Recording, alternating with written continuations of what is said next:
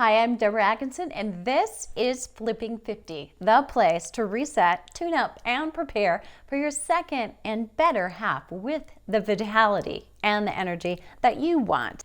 In every episode, I answer questions from women just like you about what they're struggling with most, and I share how to move, what to eat, and when, and easy daily flips that you can make so you can get the most results in the least amount of time. Send me your question to flipping50tv.com, and if I choose your question for the show, I'm going to send you some juicy gifts I'll tell you a little bit more about later, so hang on till the end of the show. Today's episode is all about a question from Janine, who writes, "My skin is getting crepey. I'm in the fitness business and have recently done a nutrition certification program. I would like to help my clients as well as myself." She adds that she's also got cellulite on her thighs.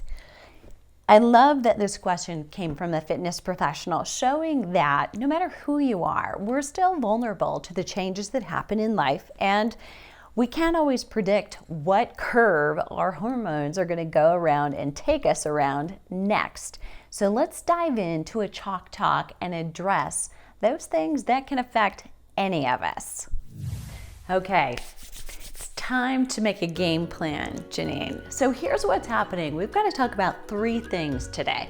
Number one, we're going to talk about muscles in minutes for a very short time because you're already getting plenty of exercise. In fact, I'm going to come back to that in just a second and talk about how you might be getting just a little bit too much, and we can switch things up a little bit to help you.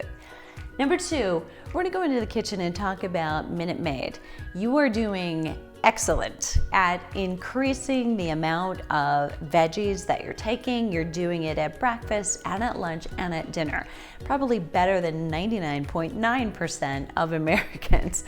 But there's one place where you're falling short, and that is protein at breakfast. We're going to talk about how to get it in and exactly what you want to get in and how it impacts the rest of your day and potentially your muscle tone and skin. So you're talking specifically about skin, not so much about muscle tone, but any of you listening at home who are finding it's a little bit of one or the other or both, you're going to want to tune in to that. And last but not least, Janine, I suspect that part of your problem, maybe a lot of it, is related to stress. You told me that your stress level is pretty high on a 1 through 10 scale. And stress does a job on everything. So your skin is a reflector. It's like the mirror for what else is going on internally. So we want to look at not just emotional, financial, relationship, those kinds of stressors that can be more emotional and cognitive, but what else might be in your environment contributing to accelerating the aging look of your skin and what we can do about turning back the clock. Janine, you don't need my help with the exercise. You're a fitness pro, you know what to do, you know how to do it, but I am going to talk a little bit about your schedule because whenever you're in a spot where what you're doing is not working, it's worth changing. Even if what you're doing is good, right now it must be not the right fit for the right now, for the right you that you want. So here's what we're going to do. This is any month, right? We're looking at what you're doing now, and you told me you're doing 5 days of HIIT, high intensity interval training. You're doing 3 times a week of weight training and doing a great job of mixing it up with higher weights, fewer repetitions, lighter weights, more repetitions. So you're doing great on that part as well. And you're doing 2 beach runs. Jealous over here, mountain girl. But what I'd love for you to do is to take that and switch it up. So like you're doing different weight workouts, those 3 times a week when you're doing them, I'd like you to look at every week and make it a little bit different, or take an entire month and do an experiment and see how you feel at the end. You're not going to lose any fitness level because, girlfriend, you already have a great and strong foundation. And that goes for any of you out there who already have a good plan. Taking a month may be a great way to reset. So what I'd love for you to do is one of these 2 options. Instead of doing something every single day, when you're doing 5 hits and 2 runs, that's to me 7 days a week. So I'd like you to make sure you have at least one full day of rest. So you're actively moving, maybe you're playing golf, you're gardening, you're walking the dog on the beach, but there is no heart rate, there is no duration, there is no intensity guideline. Take that day of rest because that can be really important, okay? And do 2 days that are your heavy weight training, a lighter one, together with one of those beach runs. Change it so you're only doing twice a week of that HIIT. Okay, good variety, change things up. It gives you a stronger emphasis on the weight training and a little less of the cardio. Another option to try, and I'd love to see you do all of these within a month, keep that day of rest, do high intensity with the weights on a Monday, your run on the beach on Tuesday, think of me, and yoga, which you're already doing on Wednesday, but just that. So it's active recovery. And you told me it's tough. It's not a restorative kind of lie on the floor kind of exercise. So, you're getting some recovery, but kind of a type A recovery, right? And some of us have a hard time taking those rest days. This will be another day for you to sneak it in. And an active yoga day gets a lot of strength and conditioning into that lower body as well. HIIT, weights, and a beach run, and you're done. So change things up and potentially change your results. Janine, you are doing fantastic in the kitchen, so you barely need me. But I do want to make sure that I drive this home. So protein between 20 and 30 grams at breakfast, at lunch, and at dinner are keys for any adult, but particularly adults 50 and older, for sparing muscle losses that otherwise happen naturally with aging. So for everybody out there, starting at age 25, that's when muscle mass peaks naturally. So hang with me if you're thinking, no, I don't believe that, it's not true. It is true if we just let nature run its course and we weren't doing anything to prevent it. So here's what's true of us in 2018. We can change history, basically, because we are the first generation who knows better and has the science from recent years to benefit from it. We know that since about 2008, study on protein and muscle sparing effects of protein tells us that between 20 and 30 grams of protein per meal is really what all of us needs, whether you're really active or whether you're very sedentary. So Janine, in your case, you're stellar at getting a lot of vegetables in, you're getting some healthy carbohydrates in, and you're getting protein in really well at lunch and dinner. But at breakfast, if you're doing, for instance, 2 eggs and an omelet with tons of veggies, those eggs each have 6 grams of protein. So total, you're only getting in about 12 grams. If we look at that, there's probably a few grams that are coming in from the vegetables randomly, but we need to get that bumped up. And if you're concerned about skin tone and or muscle tone, anybody else at home, you don't want to skimp on protein because muscles and great skin tone both take some protein, and we'll talk a little bit more about collagen in the future. So Janine, at breakfast, here's what I want you to be thinking about. We know I'm a smoothie girl, so if you want to take a smoothie option a couple days a week and rotate that, or if you're not a smoothie girl yet, what I do is pack it all pre-made into smoothie baggies. So I am ready to go here, and I know this is 2 servings in a big bag. So I've got 2 servings of protein, 2 servings of greens, I've got 2 servings of avocado, 2 servings of berries. If I just take half of that, I've got a full serving of protein, and I can just take it in a Go cup and I'm out the door. Super easy for me, thoughtless. I'm mindless when it comes to exercise, so I just have to do it. That's an option. You can go that route and pretty much you're gonna hit easily about 25 grams of protein right in the middle. And for you, Janine, you're super active, so you can get by with between 20 and 25 and do just fine. Another option is, this is overnight oats. This happens to be just cut up apples. It's kind of my apple pie oats, and I'm gonna share that later. But what I've done is I stir protein into it before I refrigerate it. So it's been in the refrigerator overnight with almond milk, unsweetened.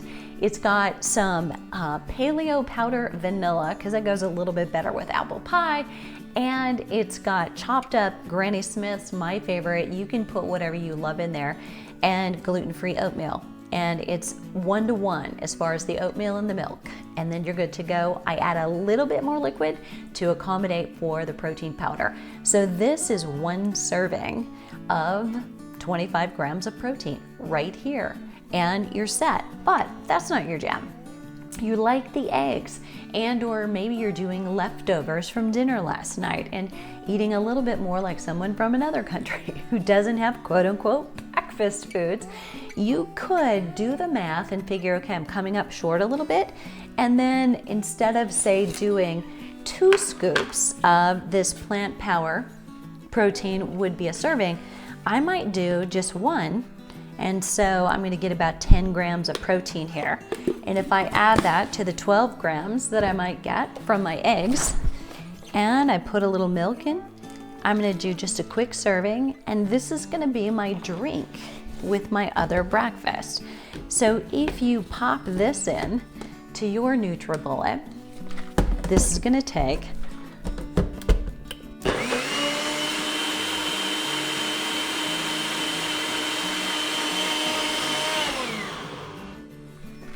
less than 10 seconds. And now you've got a complete high protein breakfast. And if you start really well with a high protein breakfast, Janine is the exception. She's doing really well at lunch and dinner and all the way through. But if any of you struggle with what am I gonna have for lunch or what am I gonna do, if you start with breakfast and you get all the protein you need there, research has proven that at concurrent meals, the next one and the next one, you will make better decisions, partially because you're gonna be so satiated. Your satiety is so much better when you have protein and fiber. It's another combination that can't be beat for helping you stay full and not even thinking really about what's for lunch until you have control of great choices. Janine, this is one of those topics that rarely comes up. When somebody comes to you or me and they're asking about a fitness question or a fatigue or they just can't get results, kind of a question, this isn't typically where we go. But because you are doing so many things right and there are really minimal things for you to tweak, I do want to take a deep dive into this. And the other reason is this: your stress level, you told me, was pretty high. And that's all encompassing. So we're talking about that's related to potentially how much HIIT you might be doing or what else is going on in your life, financially, at work, relationships, anything potentially. So we want to think about all of it, including what you put in your body. We've talked about in the kitchen, but what about what you're putting on your body or submerging your body in? So I want you to think about all of your bath products, all of the personal products. If you're doing makeup, if you're doing nail care, if you're washing your hair in something that's got toxins in it, that can actually be accelerating aging. And while we're talking about it, I'm definitely going to link to an episode with Dr. Tony Yoon, who talks about good skincare both from the inside and from the outside. So think about your lotion. You want to be sure that it's free of parabens, and I'm going to send you a couple of links to websites so you can check if you're at home, or you, Janine, can check and you're using a certain makeup and you're just not sure, is this safe? Or the list of ingredients that we want to avoid is so long, and there are pseudonames for everything, just like there are for sugar, that you can go to this site and just simply scan or enter what it is you're using and get some report back. So you don't have to go and Google and be a researcher to figure out if your products are safe or not. But start looking and investing in ones that are safe. And as far as skincare goes, shea butter is great, coconut oil is great, but you might also want to look at something with a little retin oil in it so that it's going to help you slough off the skin regularly. A couple other things to consider is just regularly exfoliate.